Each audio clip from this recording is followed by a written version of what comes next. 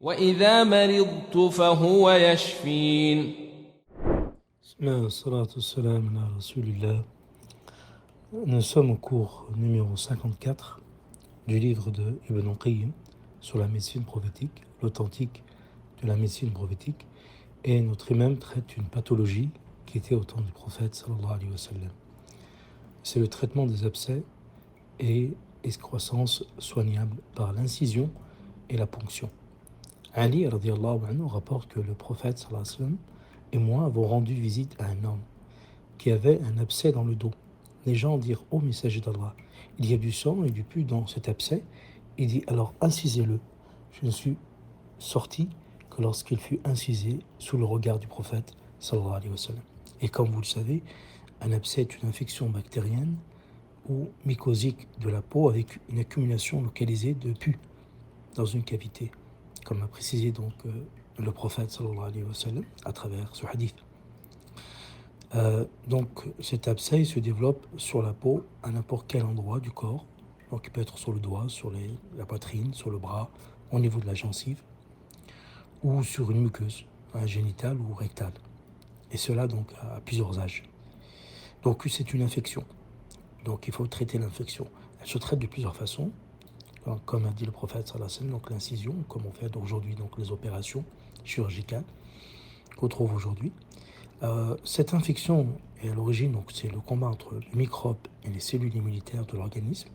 Donc on va aussi au niveau naturel essayer de booster l'immunité de cette personne en utilisant des champignons comme le champignon maïtake, la propolis, la gelée royale, le miel, qui sera très bien pour cette pathologie-là.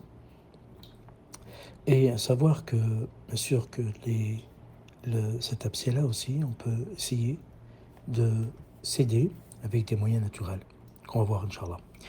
Abu Hurayra rapporte que le prophète sallallahu alayhi wa sallam ordonna à un médecin de percer le ventre gonflé d'un homme. On lui demanda au prophète: cela est-il efficace? Il répondit: celui qui a fait descendre la maladie a fait descendre le remède en ce qu'il veut.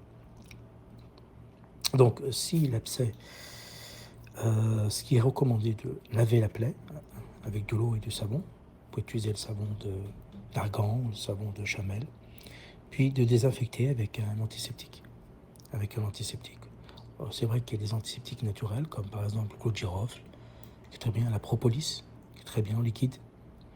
Si l'infection n'est pas mûre, c'est-à-dire si elle n'a pas encore de pus, le traitement, donc c'est un antiseptique avec des antibiotiques, comme par exemple la propolis.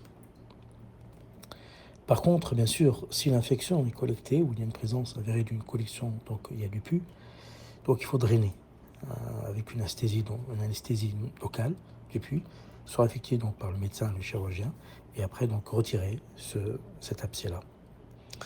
Bien sûr, il faut un traitement donc d'antibiotiques. Donc à partir de là, on va utiliser pendant 45 jours la propolis en gélule avec la gelée royale. Aussi donc le champignon maïtake pendant au minimum 45 jours, à raison de 3 gélules par jour. Ça n'empêche pas, bien sûr, comme a précisé le prophète sallallahu alayhi wa sallam, d'utiliser la chirurgie. Alors, l'imam Ibn Qayyim dit: l'œdème est une matière dans le membre provenant de l'excédent non naturel d'une manière qui coule en lui et que l'on trouve dans toutes les formes de maladies. Cette matière peut être des 4 types d'humeurs ainsi que celle des liquides et de l'air. Donc ça, c'est la théorie des humeurs.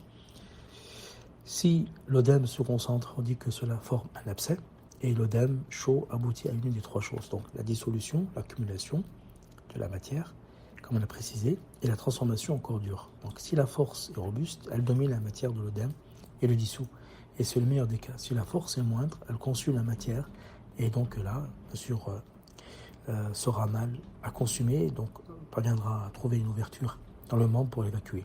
Et ainsi, on peut craindre donc la putréfaction du membre en raison du temps de cette matière y passe. Et à ce moment-là, donc l'assistance du médecin est nécessaire, et du chirurgien surtout, pour l'incision. Et l'incision est de 2 manières, comme dit, 2 avantages, comme a dit Ibn Qayyim. Premièrement, elle fait sortir cette matière mauvaise, donc qui corrompt le membre. Et deuxième, elle empêche l'accumulation d'une autre matière qui viendra renforcer la première. Quant au propos du prophète, lorsqu'il ordonne à un médecin de percer le ventre gonflé d'un homme, donc le terme adjoint comporte plusieurs sens, parmi lesquels l'eau donc pestilentielle, contenue dans le ventre qui engendre donc l'hydroprésie. C'était connu au temps du prophète sallallahu alayhi wa sallam, des odèmes, comme on l'a vu pour le hadith de la chamelle. Donc on peut utiliser pour les odèmes le lait de chamelle ou l'urine de chamelle. D'accord? Le lait de chamelle ou l'urine de chamelle. Mais si on peut utiliser des huiles essentielles, anti-infectieuses et anti-inflammatoires, comme arbre à thé, titri, géranium, le thym aussi qui est très bien, l'huile essentielle de thym, faire des mélanges d'huile essentielle car il y a du linalol, des propriétés infectieuses donc qui peuvent aider. Et comme vous savez, les huiles essentielles telles que titri ou le thym ou géranium peuvent appliquer donc pur directement et dilué sur une huile végétale comme l'huile d'olive par exemple ou d'amande douce, et elle s'applique sur l'abcès matin et soir jusqu'à la guérison. Donc ça c'est vraiment efficace. On peut rajouter la propolis en liquide.